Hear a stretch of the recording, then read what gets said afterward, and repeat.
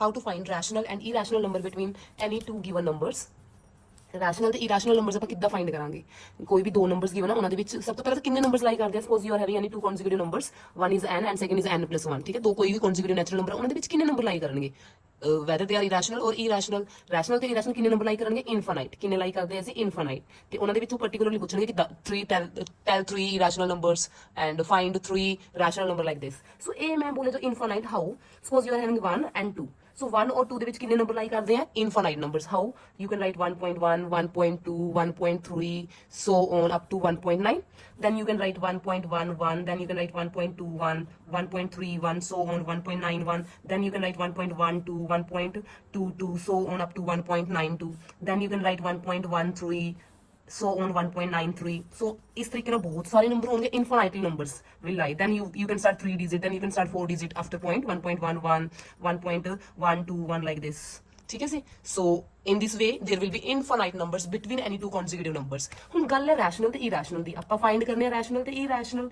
ਹੁਣ ਜੋ rational number ਹੈ ਉਹਨਾਂ ਦੀ ਤੁਹਾਨੂੰ ਡੈਸੀਮਲ ਐਕਸਪੈਂਸ਼ਨ ਪਤਾ ਹੋਣੀ ਚਾਹੀਦੀ। This is very very important. Rational number ਦੀ ਜੋ ਡੈਸੀਮਲ ਐਕਸਪੈਂਸ਼ਨ ਹੈ ਉਹ ਕਿਹੜੀ ਹੁੰਦੀ ਹੈ ਜੀ? ਆਪਾਂ 4 ਟਾਈਪਸ ਹੀ ਪੜ੍ਹੀ ਸੀ, ਟਰਮੀਨੇਟਿੰਗ, ਨਾਨ ਟਰਮੀਨੇਟਿੰਗ ਤੇ ਨਾਨ ਟਰਮੀਨੇਟਿੰਗ ਦੇ ਫਰਦਰ 2 ਟਾਈਪਸ ਸੀਗੇ, ਰਿਪੀਟਿੰਗ ਤੇ ਨਾਨ ਰਿਪੀਟਿੰਗ।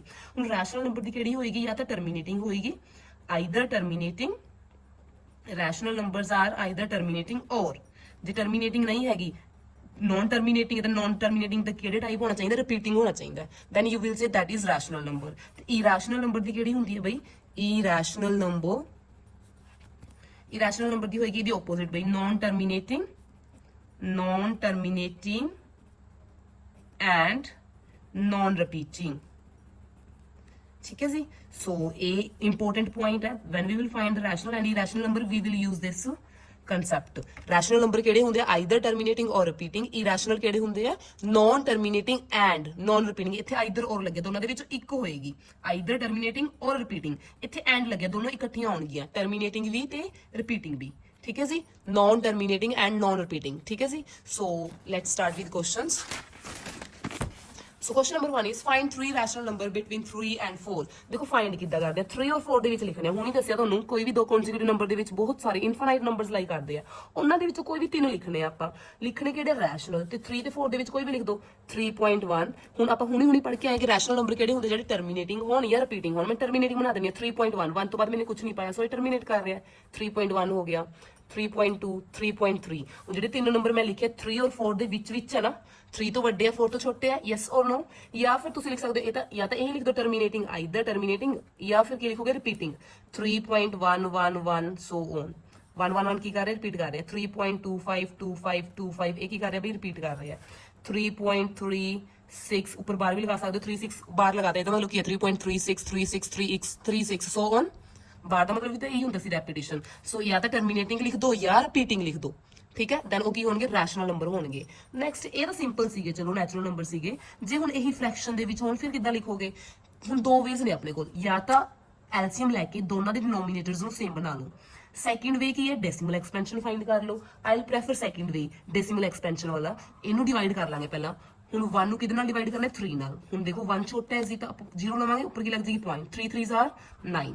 ठीक है जी? कितना आ गया रिमाइंडर? Again 3 3s are 9। ये तो चलता ही रहेगा एवं। सो अपना -1/3 का कितना आंसर आ गया जी?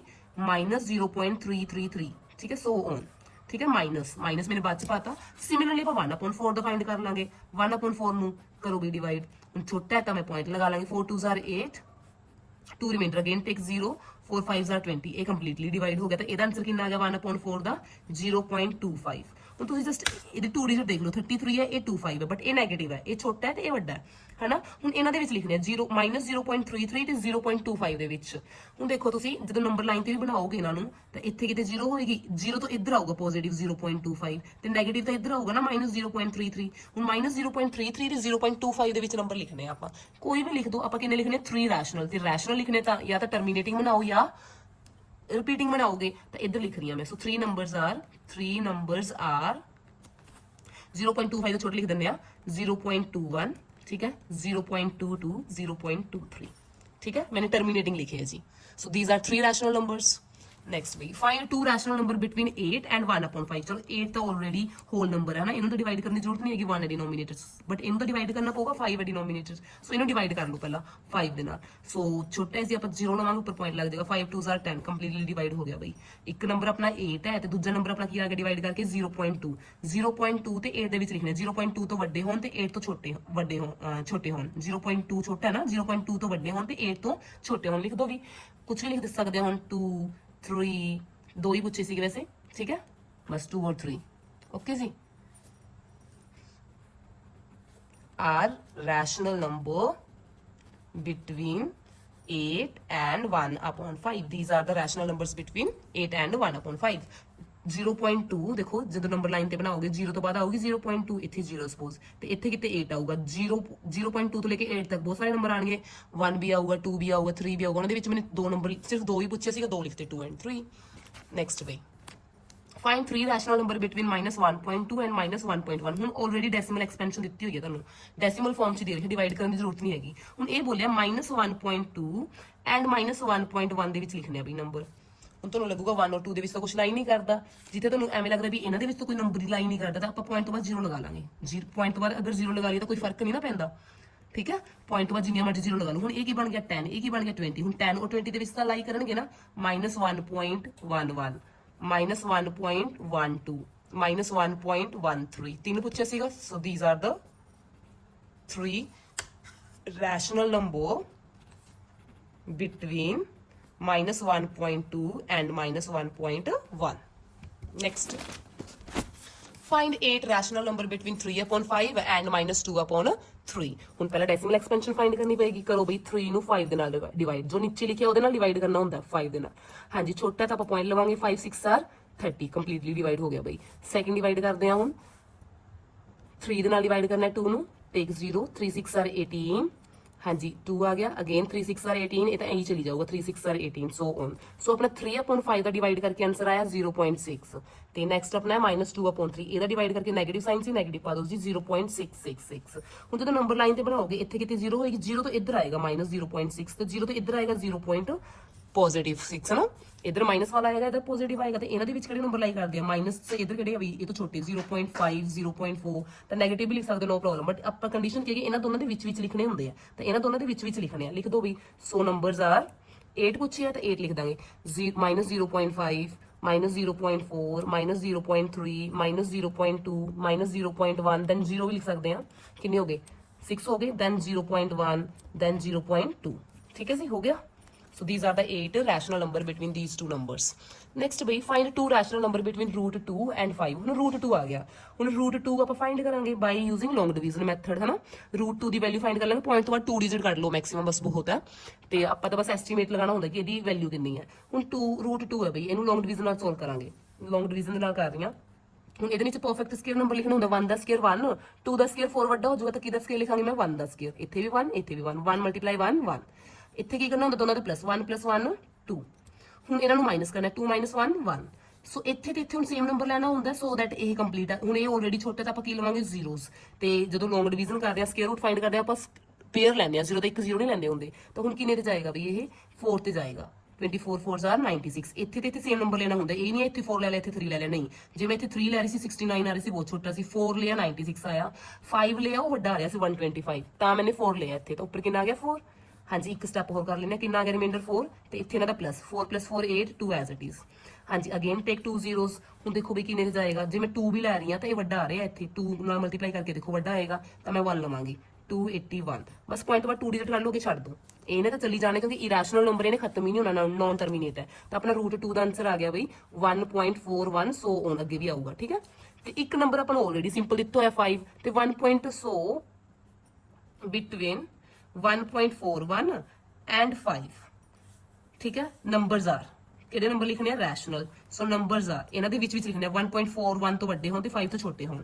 ਲਿਖ ਦੋ ਬਈ 1 ਪੁਆਇੰਟ, ਹੁਣ ਨੰਬਰ ਲਾਈਨ ਦੇ ਜਦੋਂ ਬਣਾਓਗੇ ਇਹ ਸਪੋਜ਼ 1 ਹੈ, 1 ਤੋਂ ਬਾਅਦ ਆਊਗਾ 1.41, ਠੀਕ ਹੈ। ਇੱਥੇ ਕਿਤੇ 5 ਹੈ, ਹੁਣ 1 ਤੇ 5 ਦੇ ਵਿੱਚ ਤਾਂ 2 ਵੀ ਪਿਆ 3 ਵੀ ਪਿਆ 4 ਵੀ ਪਿਆ, ਤਾਂ ਇਹ ਵੀ ਲਿਖ ਸਕਦੇ ਆ ਆਪਾਂ। ਸੋ ਨੰਬਰਸ ਆਰ 2 3, ਠੀਕ ਹੈ ਜੀ। Next find 3 rational number between √5 and √7। Same ਪਹਿਲਾਂ √5 ਦੀ ਵੈਲਿਊ ਫਾਈਂਡ ਕਰੋ ਬਾਈ ਲੌਂਗ ਡਿਵੀਜ਼ਨ, ਫਿਰ √7 ਦੀ। ਚਲੋ ਲੌਂਗ ਡਿਵੀਜ਼ਨ ਲਗਾ ਲੈਣੇ, ਪੁਆਇੰਟ ਬਾਅਦ 'ਚ 2 ਡਿਜਿਟ ਕਰ ਲਾਂਗੇ। ਸੋ ਇਹਦੇ ਵਿੱਚ ਕੀ ਲਿਖਾਂਗੇ 2 ਦਾ ਸਕੁਅਰ ਨਾ 4, 3 ਦਾ ਸਕੁਅਰ 9 ਵੱਡਾ ਹੋ ਜਾਊਗਾ 2 ਦਾ ਸਕੁਅਰ, ਸੋ ਇੱਥੇ ਵੀ 2 ਤੇ ਇੱਥੇ ਵੀ 2। 5 - 4 1, ਹਾਂਜੀ 2 + 2 ਕਿੰਨਾ ਹੋ ਗਿਆ 4, ਤੇ ਇੱਕ ਜ਼ੀਰੋਸ ਤਾਂ ਉੱਪਰ ਕੀ ਲੱਗ ਜਾਏਗਾ ਪੁਆਇੰਟ। ਠੀਕ ਹੈ ਜੀ, ਹੁਣ ਕਿੰਨੇ ਤੇ ਜਾ ਰਿਹਾ ਚੈੱਕ ਕਰੋ ਬਈ। ਹੁਣ ਜੇ ਮੈਂ ਇੱਥੇ 3 ਵੀ ਲੈ ਰਹੀ ਹਾਂ ਤਾਂ ਜ਼ਿਆਦਾ ਆ ਰਿਹਾ, ਤਾਂ ਮੈਂ ਇੱਥੇ 2 ਲਵਾਂਗੀ, ਸੋ ਇਟ ਵਿਲ ਬੀ 84। ਹਾਂਜੀ ਨੈਕਸਟ ਮਾਈਨਸ ਕਰਕੇ ਕਿੰਨਾ ਆ ਗਿਆ 16, ਤੇ ਇੱਥੇ ਕਿੰਨਾ ਆ ਗਿਆ 4 4, ਅਗੇਨ ਟੇਕ 2 zeros। ਹਾਂਜੀ ਹੁਣ ਚੈੱਕ ਕਰੋ ਕਿੰਨੇ ਤੇ ਜਾ ਰਹੇ ਆ। ਜੇ ਮੈਂ ਇੱਥੇ 2 ਲੈ ਰਹੀ ਹਾਂ ਇਟ ਵਿਲ ਬੀ 800 ਸਮਥਿੰਗ, ਅਗਰ 3 ਲੈ ਰਹੀ ਹਾਂ 1200, 4 ਲੈ ਰਹੀ ਹਾਂ 4 ਤੇ ਵੱਡਾ ਆ ਰਿਹਾ ਵੀ 3 ਤੇ ਆਊਗਾ। 3 3 9, 3 4 12, ਦੈਨ 13। ਸੋ ਅੱਗੇ ਨਹੀਂ ਕੱਢਦੇ, ਇਹ ਅੱਗੇ ਚੱਲਦਾ ਹੀ ਰਹੂਗਾ ਇਹਦਾ। ਸੋ ਸੇਮ ਆਪਾਂ ਰੂਟ 7 ਦੀ ਕੱਢ ਲਾਂਗੇ ਹੁਣ, ਰੂਟ 7। ਸੋ ਇਹਦੇ ਨੀਚੇ ਕਿਹੜਾ ਸਕੁਅਰ ਲਿਖਾਂਗੇ 2 ਦਾ ਹੀ ਲਿਖਾਂਗੇ, 3 ਦਾ ਸਕੁਅਰ 9 ਦਾ ਜ਼ਿਆਦਾ ਹੋ ਜਾਊਗਾ 2 ਦਾ ਬਈ 4, ਤੇ ਮਾਈਨਸ ਕਰਕੇ ਕਿੰਨਾ ਆ ਗਿਆ 3, 2 + 2 ਕਿੰਨਾ ਹੋ ਗਿਆ 4, ਟੇਕ 2 zeros ਬਈ ਉੱਪਰ ਲੱਗ ਜਾਏਗਾ ਪੁਆਇੰਟ। ਹੁਣ ਚੈੱਕ ਕਰੋ ਬਈ ਕਿੰਨੇ ਤੇ ਜਾ ਰਹੇ ਆ, it will B I think 5 ਤੇ ਕਿੰਨਾ ਹੋ ਜਾਏਗਾ ਛੋਟਾ ਹੈ, 6 ਤੇ ਵੀ ਛੋਟਾ ਹੈ, 7 ਤੇ ਜਾਏਗਾ ਜੀ। 7 7 ਦਾ 49, 7 4 ਦਾ 28, ਨਹੀਂ ਵੱਡਾ ਹੋ ਰਿਹਾ 6 ਤੇ ਜਾਏਗਾ ਬਈ, 6 ਤੇ 6 6 ਦਾ 36, 3 ਕਹਿ ਰਹੇ 6 4 ਦਾ 24 + 3 27। ਹਾਂਜੀ 6 ਤੇ ਜਾ ਰਿਹਾ। ਹੁਣ ਮਾਈਨਸ ਕਰਕੇ ਆਪਣਾ ਕਿੰਨਾ ਆ ਗਿਆ ਇੱਥੇ 10 - 6 4, 9 - 7 2, ਹਾਂਜੀ ਇੱਧਰ ਐਡ ਕਰਕੇ ਆ ਗਿਆ 52, ਅਗੇਨ ਟੇਕ 2 zeros। ਹਾਂਜੀ ਹੁਣ ਇੱਧਰ ਜਾਏਗਾ ਇਹ ਆਈ ਥਿੰਕ 3 ਤੇ, ਚੈੱਕ ਕਰ ਲੈਂਦੇ ਹਾਂ ਕੋਈ ਆਪਾਂ ਸਾਈਡ ਤੇ, 4 ਤੇ ਚੈੱਕ ਕਰ ਰਹੀ ਹਾਂ ਮੈਂ, 4 4 ਦਾ 16 9, ਦੇਖੋ 4 ਤੇ ਘੱਟ ਹੀ ਹੈ, 4 ਤੇ ਹੀ ਜਾਏਗਾ ਜੀ। So it will be 2.64। ਸੋ ਆਪਣਾ ਰੂਟ 5 ਦਾ ਆਂਸਰ ਕਿੰਨਾ ਆਇਆ 2.23। ਸੋ ਔਨ ਡੈਸ਼ ਲਗਾ ਦਾਂਗੇ ਕਿਉਂਕਿ ਅੱਗੇ ਵੀ ਆਊਗਾ, ਇਹ ਨॉन ਟਰਮੀਨੇਟਿੰਗ ਹੋਏਗਾ। ਰੂਟ 7 ਦਾ ਕਿੰਨਾ ਆਇਆ 2.64, ਤਾਂ ਲਿਖ ਦੋ ਹੁਣ 23 ਤੇ 64 ਦੇ ਵਿੱਚ 3 ਰੈਸ਼ਨਲ ਨੰਬਰ ਪੁੱਛਿਆ। ਸੋ 3 ਰੈਸ਼ਨਲ ਨੰਬਰਸ ਆਰ 2.24, 2.25, 2.26। ਠੀਕ ਹੈ ਜੀ, ਸੋ these are the required rational numbers. Next, find 3 irrational number. Now irrational numbers, ਹੁਣੀ ਆਪਾਂ ਪੜਿਆ ਸੀ ਕਿ irrational number ਕਿਹੜੇ ਹੁੰਦੇ ਆ, non terminating and non repeating। 2 ਤੇ 2.5 ਦੇ ਵਿੱਚ ਲਿਖਣੇ ਆ ਵੀ 2 ਔਰ 2.5 ਦੇ ਵਿੱਚ ਬਹੁਤ ਸਾਰੇ ਨੰਬਰ ਲਾਈ ਕਰਨਗੇ, 2.1 ਹੋਊਗਾ 2.2 ਹੋਏਗਾ, ਬਟ ਆਪਾਂ ਲਿਖਣਾ ਹੁਣ irrational। irrational ਕਿਹੜਾ ਹੁੰਦਾ, ਜਿਹੜਾ non terminating ਹੋਏ ਤੇ non repeating ਹੋਏ, ਰਿਪੀਟ ਵੀ ਨਾ ਕਰੇ। ਹੁਣ 1 ਤੋਂ ਪਹਿਲਾਂ ਬਾਅਦ ਮੈਂ 1 0 ਪਾ ਦਾਂਗੀ, ਫਿਰ 2 0, ਫਿਰ 3 0, ਹੁਣ ਇਹ ਰਿਪੀਟ ਤਾਂ ਕਰ ਨਹੀਂ ਰਿਹਾ, ਫਿਰ ਪਿੱਛੇ ਲਗਾ ਦਾਂਗੇ ਡੈਸ਼। ਡੈਸ਼ ਦਾ ਮਤਲਬ ਕੀ ਹੈ, non terminating, ਖਤਮ ਵੀ ਨਹੀਂ ਹੋ ਰਿਹਾ। ਠੀਕ ਹੈ, ਜੇ ਤੁਸੀਂ ਡੈਸ਼ ਨਹੀਂ ਲਗਾਇਆ ਤਾਂ ਟਰਮੀਨੇਟ ਕਰ ਗਿਆ। ਟਰਮੀਨੇਟ ਕਿਹੜਾ ਹੁੰਦਾ, ਰੈਸ਼ਨਲ ਹੁੰਦਾ, ਤਾਂ ਜੇ ਡੈਸ਼ ਵੀ ਨਹੀਂ ਲਗਾਇਆ ਤਾਂ ਵੀ ਗਲਤ ਹੋ ਜਾਣਾ ਇਹਨੇ। ਠੀਕ ਹੈ, ਨੈਕਸਟ ਆਪਾਂ ਲਿਖ ਦਾਂਗੇ 2.5 ਤੋਂ ਛੋਟੇ ਲਿਖਣੇ ਆ, 2.20, 200, 200, ਸੋ ਔਨ। ਨੈਕਸਟ ਮੈਂ ਲਿਖ ਦਾਂਗੇ 2.25, 255, ਨਹੀਂ ਇਹ ਤੋਂ ਵੱਡਾ ਨਹੀਂ ਲਿਖਣਾ ਨਾ, ਇਹ 50 ਹੈ, ਇਹਨੂੰ ਆਪਾਂ ਲਿਖ ਦਿੰਦੇ ਆ, ਇੱਥੇ 1 ਬਣਾ ਦਿੰਦੇ ਆ, 2.15, then 25, ਕੁਝ ਵੀ ਲਿਖ ਦੋ, ਨॉन ਰਿਪੀਟਿੰਗ ਹੋਣਾ ਚਾਹੀਦਾ, then 255, then 255, ਸੋ ਔਨ। ਦੇਖੋ ਅਗਰ ਚੈੱਕ ਕਰੀਏ 2.15 ਹੈ ਨਾ, 2.1 ਹੈ, ਠੀਕ ਹੈ, ਪੁਆਇੰਟ ਤੋਂ ਬਾਅਦ ਵਾਲਾ ਡਿਜਿਟ ਚੈੱਕ ਕਰੋ 2.1 ਤਾਂ 2.5 ਤੋਂ ਤਾਂ ਛੋਟਾ ਹੀ ਹੈ। So these are the 3 irrational numbers। But ਬਸ ਇਸ ਚੀਜ਼ ਦਾ ਧਿਆਨ ਰੱਖਣਾ, ਜਦੋਂ irrational ਲਿਖ ਰਹੇ ਆ ਇੱਕ ਤਾਂ ਡੈਸ਼ ਲਗਾਉਣਾ ਜ਼ਰੂਰੀ ਹੈ, ਡੈਸ਼ ਮੀਨਸ ਨਾਨ ਟਰਮੀਨੇਟਿੰਗ। ਇੱਕ ਜਿਹੜਾ ਪਿੱਛੇ ਪੁਆਇੰਟ ਡੈਸੀਮਲ ਪਾਰਟ ਬਣਾਇਆ ਉਹ ਕੀ ਬਣਾਉਣਾ, ਨਾਨ ਰਿਪੀਟਿੰਗ, ਰਿਪੀਟ ਨਾ ਕਰੇ, ਸੇਮ ਨਾ ਹੋਏ, ਮਤਲਬ ਪਹਿਲਾਂ ਕੋਈ ਡਿਜਿਟ ਇੱਕ ਵਾਰੀ ਪਾਇਆ ਫਿਰ 2 ਵਾਰੀ ਪਾ ਦੋ, ਫਿਰ 3 ਵਾਰੀ ਪਾ ਦੋ। ਠੀਕ ਹੈ, ਏਦਾਂ ਇੰਕਰੀਜ਼ ਕਰੀ ਜਾਣਾ, ਸੋ ਦੈਟ ਉਹ ਨਾਨ ਰਿਪੀਟਿੰਗ ਪੈਟਰਨ ਬਣ ਜੇ। ਤੇ ਨੈਕਸਟ ਹੈ ਬਈ 3 irrational number between root 5 and root 7। ਆਪਾਂ ਹੁਣੀ ਸੋਲਵ ਕੀਤਾ ਸੀ root 5 ਤੇ root 7। root 5 ਦਾ ਆਂਸਰ ਆਇਆ ਸੀਗਾ 2.23 ਤੇ root 7 ਦਾ ਆਇਆ ਸੀ 2.64। ਡਾਇਰੈਕਟ ਲਿਖ ਰਹੀ ਹਾਂ ਮੈਂ ਇੱਥੇ, root 5 ਦਾ ਆਂਸਰ ਸੀਗਾ ਬਈ 2.23, ਸੋ ਔਨ। ਨੈਕਸਟ 7 ਦਾ ਸੀਗਾ 2.64। ਆ ਦੇਖੋ ਹੁਣੀ ਕੀਤਾ ਸੀਗਾ। ਸੋ ਹੁਣ ਇਹਨਾਂ ਦੇ ਵਿੱਚ 3 irrational number ਲਿਖਣੇ ਆ। ਸੋ ਨੰਬਰਸ ਆਰ 2.23 ਤੇ 64 ਦੇ ਵਿੱਚ, 23 ਤੇ 64 ਦੇ ਵਿੱਚ ਮੈਂ ਲਿਖ ਰਹੀ ਹਾਂ 2.24, then 244, then 244, so on dash। dash means non terminating, ਤੇ ਇਹ ਪੈਟਰਨ ਕਿਹੜਾ ਬਣਾਇਆ, non repeating। ਨੈਕਸਟ ਬਈ 2.25 0 2500, ਕੁਝ ਮਰਜ਼ੀ ਬਣਾ ਦਿਓ ਬਸ ਆਪਣੇ ਕੋਲ। ਕੰਡੀਸ਼ਨ ਕੀ ਹੈ ਕਿ ਇਹਨਾਂ ਦੋਨਾਂ ਦੇ ਵਿੱਚ ਹੋਏ, ਬਸ ਇਸ ਤੋਂ ਛੋਟਾ ਨਾ ਹੋਏ ਤੇ ਇਸ ਤੋਂ ਵੱਡਾ ਨਾ ਹੋਏ। ਨੈਕਸਟ 2.64 ਹੈ ਨਾ, 61 60, then 11, then 111, so on। ਠੀਕ ਹੈ, ਜਿੰਨੇ ਮਰਜ਼ੀ 1 ਪਾ ਦੋ ਬਾਅਦ ਵਿੱਚ, ਬਸ ਰਿਪੀਟਿੰਗ ਨਹੀਂ ਹੋਣਾ ਚਾਹੀਦਾ। Next find 3 irrational number between 1/5 and 2/3। ਪਹਿਲਾਂ ਇਹਨਾਂ ਦੀ ਡੈਸੀਮਲ ਐਕਸਪੈਂਸ਼ਨ ਫਾਈਂਡ ਕਰਾਂਗੇ ਆਪਾਂ। ਕਰ ਦੋ ਬਈ, ਹੁਣ 1 ਛੋਟਾ ਤਾਂ 0 ਲਾਵਾਂਗੇ, ਉੱਪਰ ਕੀ ਲੱਗ ਜਾਏਗਾ ਪੁਆਇੰਟ, 5 2 10, ਤਾਂ ਇਹਨੂੰ ਡਿਵਾਈਡ ਕਰਕੇ ਆ ਗਿਆ 0.2। ਸੇਮ ਬਈ ਇਹਨੂੰ ਡਿਵਾਈਡ ਕਰ ਲਓ 3 ਦੇ ਨਾਲ, ਹਾਂਜੀ ਛੋਟਾ ਤਾਂ 0 ਲਵਾਂਗੇ, 3 6 18, ਰਿਮਾਈਂਡਰ ਆ ਗਿਆ 2, ਇਹਨੇ ਐਵੇਂ ਚਲੀ ਜਾਣੇ 0.666 ਹਨਾ। ਸੋ ਆਪਣੇ ਦੋ ਨੰਬਰਸ ਆਏ, ਇੱਕ ਤਾਂ ਆਇਆ 0.2 ਤੇ ਦੂਜਾ ਆਇਆ 0.666। ਇਹਨਾਂ ਦੇ ਵਿੱਚ ਲਿਖਣੇ ਆ ਆਪਾਂ, 0.2 ਤੋਂ ਵੱਡੇ ਤੇ 0.6 ਤੋਂ ਛੋਟੇ ਲਿਖ ਦੋ ਬਈ। 3 ਲਿਖਣੇ ਆ, ਸੋ ਨੰਬਰਸ ਆਰ 0.2 ਤੋਂ ਵੱਡੇ ਲਿਖ ਰਹੀ ਹਾਂ ਮੈਂ, 3 0 3 00 3 000, ਕਿਉਂਕਿ irrational ਪੁੱਛਿਆ। Next 0.31 3 11 3 111, so on. 0.32 3 22 3 222 so on. So these are the required 3 irrational numbers.